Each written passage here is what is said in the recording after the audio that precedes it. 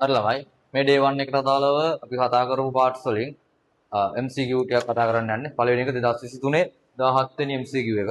මේක අපි short note එක තමයි දානවා කිව්වේ අපිච්චද පරකේ. මේකේ මේ ප්‍රශ්නෙට අදාළව පොඩි short note එකක් මෙහෙම තියෙනවා රූප නැතුව. මේක ප්‍රමාණවත් 2023 බලන්න. ස්ථරීභූත ශල්කමය අපිච්චදේ ද්‍රව්‍ය හෝ මාරුදාය කිව්වේ. ස්ථරීභූත ශල්කමය අපිච්චදේ කියන්නේ ඔය ව්‍යාජ කැලක් දාලා නැහැනේ. ඒ කියන්නේ සංයුක්ත අපිච්චදයක්. ද්‍රව්‍ය හෝ මාරුවට එහෙම කතාවක් නැහැ. සීරුම් වල ලක්ෂණ ස්ථාන තමයි ළමයි ඒක තියෙන්නේ. වැරදි.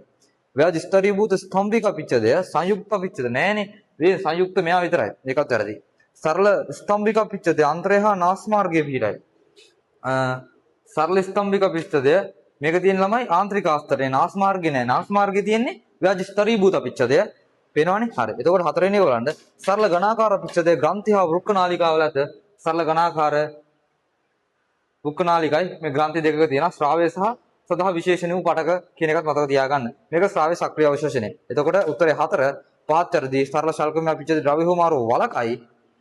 ඒ මොකද්ද? ඒ වැරදි. ඒක සිදු කරයි. උත්තරේ එන්න ඕනේ 4 ළමයි. 17 වෙනි MCQ එක උත්තරේ 4. 17 වෙනි MCQ එක උත්තරේ 4 එන්න ඕනේ.